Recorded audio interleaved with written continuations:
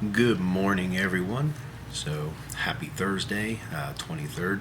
I'm going to try to get into a little Bible study, mainly just a few points of reference. I don't like hanging out in the micro a whole lot, mainly. Um, I like the macro, but for your sakes, I'm going to try to get into it a little bit. Now, if I had the choice, I would like personally a True Name Bible. I think it reads a little better, but going with what I have to work on, I'm using the New American Standard. So I'm sure I look forward to the hundreds of videos about why the New American Standard is this and that and the other. I kind of put them all in the same category, except when you start really deleting stuff. But so the lesson today is layers. So if you take everything and if you were to again zoom out on it, and then you see like this is the macro picture of why it started, what happened, and what's the outcome. So the Israelites, the Hebrew people, are enslaved in Egypt, have been for hundreds of years. They've all but forgotten the promises, and now Yahweh is speaking to Moses, and Moses is essentially not a strong believer, not a very good orator, and then again has issues with confidence and faith, because he had faith, but he had confidence issues in his faith, right? Because imagine having to carry a message to people that are enslaved, and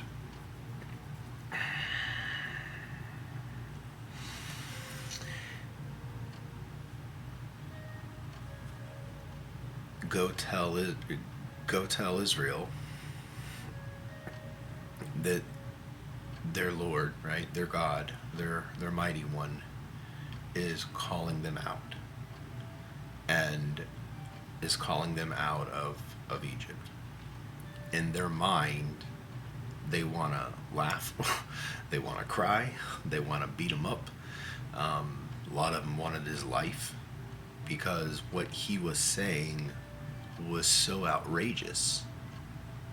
Like, they're like, what are you talking about? And you got to understand, right? The name thing, right, was kind of like a secret door, if that's probably the wrong way to say it. But it was like a very intimate, personal thing between just their God and them. So it was very much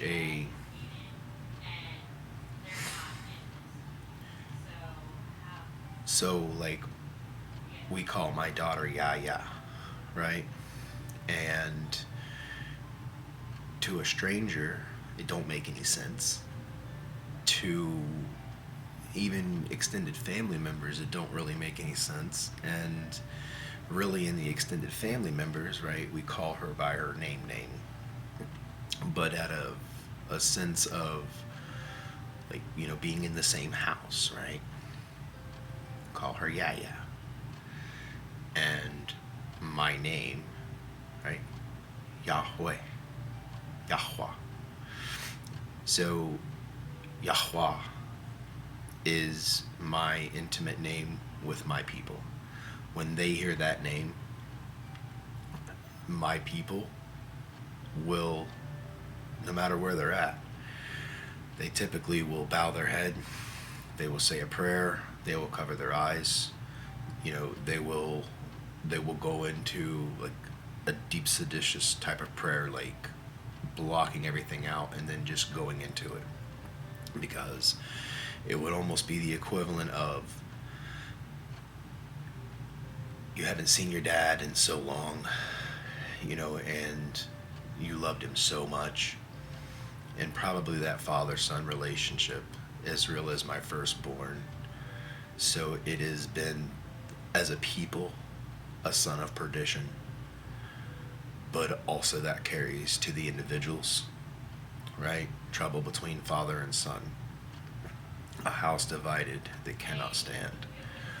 And then you go up a layer, and the house divided between the heavenly hosts and the demon armies, they cannot stand. So either the one side must agree with the other, and this is also in the micro with the tribes. They need to either come together and be brothers, be one, and the same in the next layer. The Jews and the Gentiles need to come together to be one. See what I mean on the macro and on the micro.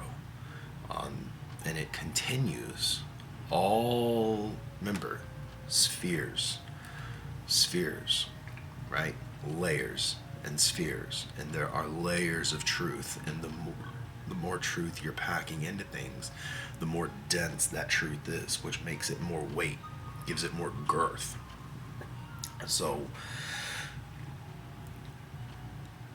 in the very beginning of my earthly life here, I was in 6th grade, and I would say my first memories are about 3 years old.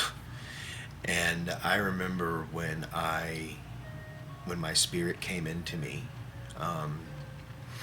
and I was fully aware in that moment of being a little boy.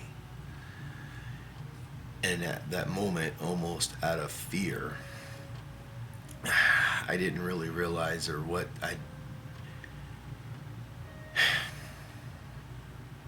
I began to cry because everything I know and have known I was no longer there. Like, it felt like being ripped from my home and then put here. But it was like on purpose. And then fully aware that the body I was in and the mind I had and all these things essentially were going to be useless until the time was right. And so at that time, I had some struggles when I was a little kid, not struggles that you probably could relate to, but I remember having this thought, and I had a little baby sister in diapers, and I remember probably the first 12 hours, 24 hours, I saw her being changed, and I thought, I was like, am I supposed to have that too? Like, I don't know what I'm doing. I figured it out pretty quickly, obviously, but then going through, I'll save a lot of the small details, but I remember not only would things happen when I willed it, but good and bad things. So 2,000 years ago, you may or may not have heard the story of the 12-year-old boy, right, that fell dead, and then he was back up. Yeah, so unfortunately, things like that are not uncommon, even in this coming, because I've had situations when I was a little kid that my will being imposed into just a thought, and that could play out. But also, being young, I wasn't aware of what other people that I thought were kind of like me, I guess, in that moment, right? I didn't fully understand. I knew what I was, but I didn't know who I was to whom. And so being able to communicate with like my own angels and the things they would say to me as an adult looking back, I'm like, wow, I was daft. But in the moment, I just wasn't understanding. And, when I brought up things like angels or things like heaven at a young age, no adult would listen, even though, my mother, right, my earthly mother, um, she obviously heard the name I told her, and then she also heard, you know, well, what she heard, again, this is interpretation, right? So what she heard and what was said are different because of confidence, of courage, of understanding, and then you have to have certain understandings, right? If you don't know meatloaf, take breadcrumbs and I hand you the meatloaf, right? You're gonna be missing stuff. So, she used to say when I was a baby, after all these things were happening, like supernatural things would happen for the good, would happen for the bad. And again, it doesn't even make sense because she would be like, "You're gonna grow up and be a pastor, or, like someone talking and teaching about the Bible or something." Um, you know, and very, directly, right? It was like Christmas of, I don't know, like 92, maybe. Yeah, around there. And then I got this car, and it didn't have any, like a remote control car, and it didn't have any batteries, not in the car or that. Like it needed the 4 AA in the remote, and it needed like the 6 AA in the car. Well, I was not happy about that. I really wanted this car.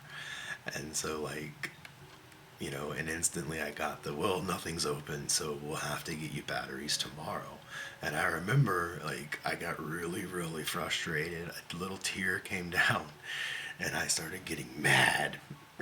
And the car takes off, like, right off the counter. It's dragging the little battery thing. And, like, the car runs right off the counter, comes flying down towards my mother, who's sitting on the couch, and right into the wall. And she's like, what, like, does it have batteries? Like, let me look at it. So she's checking it out, and anyway, then she sets it down, and she's like, it's possessed. And I was like, it's possessed? And I started getting scared. I'm like, oh, I was like, oh no. I was like, and then so she's like getting upset. And I'm like, oh, if it's possessed, I'm sorry. I was like, because I thought it was me. And then she's like, what? Like, no, like, she's like, it couldn't have been you because this and this and this. And I'm like, okay, so it wasn't me. And then I started thinking about the car again. I'm like, but I really wanted to play with it. And then it went again, right? Well, I cut it out because I was like, Mom, I was like, no, I'm doing the car thing. And then, anyway, so that's just a little one. Like, things like that happened all the time as a kid. And a lot of times, it kind of makes me feel crappy because in, like, some of your movies, it feels like kind of the weird kids, right? Supposed to be the hero. And, it's like in reality, most people, if not all people, they're really weirded out by that kind of stuff. Like, I've had people that I thought I was really, really cool with, and then it's like the minute any of that starts happening, I don't hear from them again. Like, they're straight up, they're out, right? They're gone. Um, like one time. So as another thing, so as I progressed through school and things like that, I had to really focus on studies, um, and so you know I did the best I could in those areas, and I tried to more or less not freak people out. I just wanted like a normal childhood, and I didn't want to be, you know, I wanted to blend in, and as hard as it was, right, to like find friends, make friends, and then it just seemed like these things would always happen at like the worst time, and like the worst time. But I remember, one time I was about sixth grade, and I really wanted like a pet, and like for whatever reason I couldn't have one. My mother was poor, and I don't have a father, so she was on her own with a few boyfriends along the way. Like, that's pretty much it. So anyway, money was not like a thing, but I remember like I really, really wanted like a little pet. I found like a fish aquarium. The people beside us moved out and left a bunch of junk, and so like people were just kind of, I guess, pillaging this place. So my mother, took me pillaging to this empty house, and so anyway, I found an aquarium that was set up for like some kind of reptile. Um, and so I get it home and I had it set up, and I was like, oh man, and I had this first thing that came to my mind is I was like, I would love like a cute little green snake, something that's not poisonous, would be really easy maintenance, blah blah blah. And I remember, like, I was like, well, I have no money. I can't do this. I can't do that. And I remember I still was standing out in my yard, right? And I was living in North Carolina, and you know, um, I actually want to say it was probably, early winter, late fall. It was already cold, but I stood on my front yard on a clear, sunny day. But it was pretty cool, and like, really, I know it sounds so weird, but I like was thinking about that, but I was thinking about 10 different other things. And then as soon as I looked down, there wasn't one, but there was two green snakes, where before, like, there was nothing there, right? I literally just looked down and there it was, and it ain't like I shared this, with anybody. Um, it ain't like nobody came in through the little green snakes or anything. There was nobody there. It was just me. And so then I pick them up, and I'm like, well, at least, like, I don't even know, like, I was like, well, at least, like, I'm cool with getting my green snakes, and again, that's not like that's, pulling things, directly into this existence. Like, it's not like I do it quite a bit, but thing. So the green snakes, I'm in sixth grade, so it was like something's big, something's small, but those were really cool being living things. Like, that was the first time I got a living thing going. Um, and so anyway, so go in the room, put them in the aquarium. I'm happy as can be. And like I said, it wasn't a shock to my mother either, because I had animals, just like I always gravitated towards animals. So I had a box shell turtle, that I named Franklin because I liked that show when I was a kid. I had two ducks, Bob and Henry, who walked around the house, and the yard. Um, so yeah, like, just little things like that. And then, being able to communicate with animals. Like, not only do they gravitate towards me, but I can communicate with them. It's not like we're talking in like a human language, but the feeling you get when you have to go pee. Like, it's unmistakable about what you need to do. Like, it ain't like you're going, what is that feeling? Like, am I hungry? Like, no, like, you're like, I gotta pee. I know that's a pee feeling. Like, you gotta sneeze, like you're gonna sneeze. That's how it is with me talking to the angels or my animals, because like, we're not having like dialogue, but I can hear my animals' thoughts. And just like the angels and me, right, we communicate the same way. And so it's not like I mean, I will, like, I can talk to my animals, like, verbally, mainly if I have people around me, like, so they kind of clued in on what's going on. But even without it, I can still talk to them. And in the case too, right, as I got older, I would say when I was about 17, I was learning, essentially teaching myself, right, or kind of through the help with my angels too, that I can have like my my familiar, my a spirit of my choice is like a best friend, right, like a dog essentially. So my first dog, I essentially did like a soul swap, and then so I was like, oh, this is so cool. So like, I'm gonna have like a spirit animal dog from heaven that I'm already familiar with, and have it in my dog here. Like, okay, and that was like my first comforter. So I've always had a dog since then. That's why my dog is really important to me.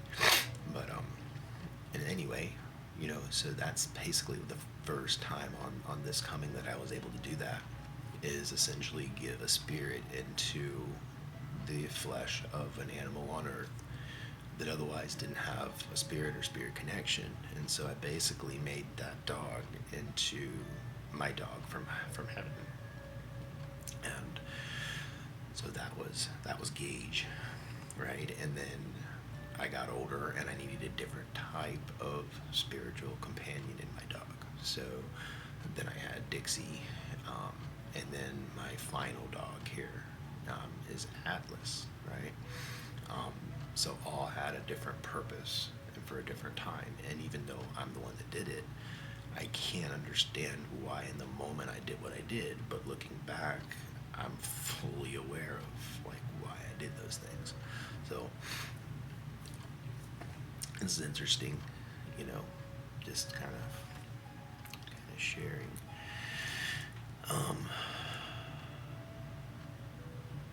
Yeah, you know, and then back to the story. So you have, you know, Pharaoh, right? Imagine, you know, in this case, right? Pharaoh is like the president, right? Or the prime minister, or whatever title, you know, king this. And, you know, imagine all the workers not on a federal holiday, like not on, you know, your Christmas or whatever, but, you know, they all just say, you know, oh, we're going to just stop and we're going to demand this, like as a whole body, right? Like the government's going to go, what?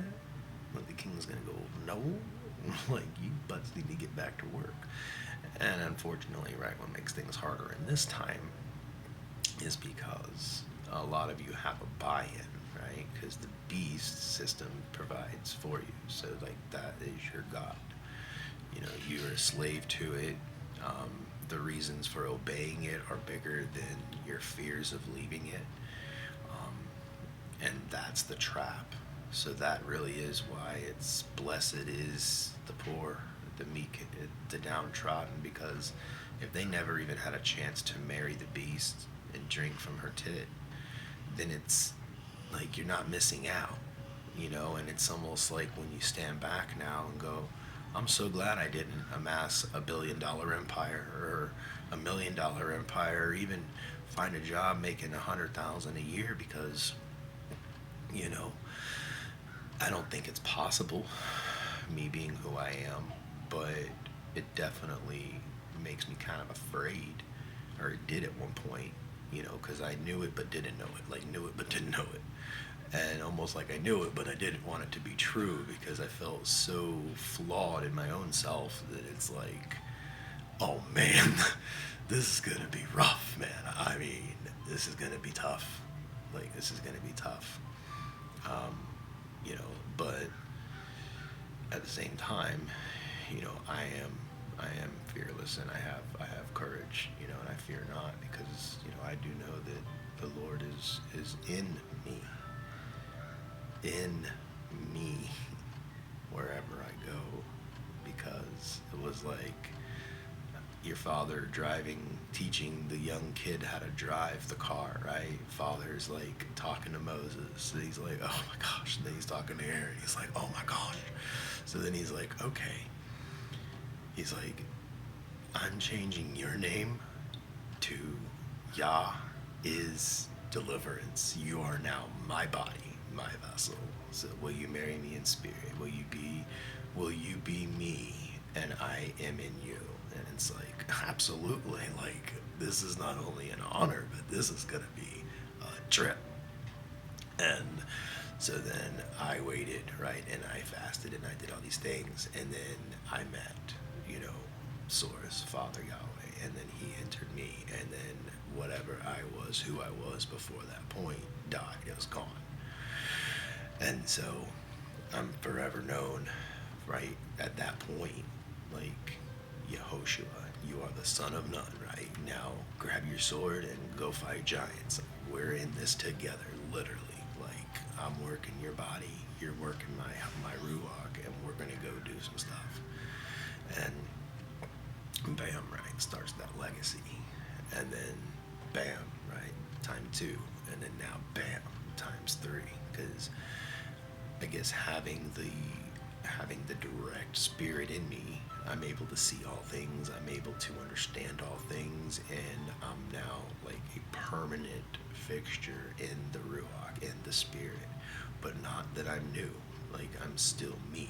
It's the only thing that really changed is whoever I was no longer exists, and I'm now Yahweh. And when, you know, like forever, and always have been. And then revisiting things in the past is looking at myself, is experiencing these things for myself, right? And all for the grand glory and purpose of now.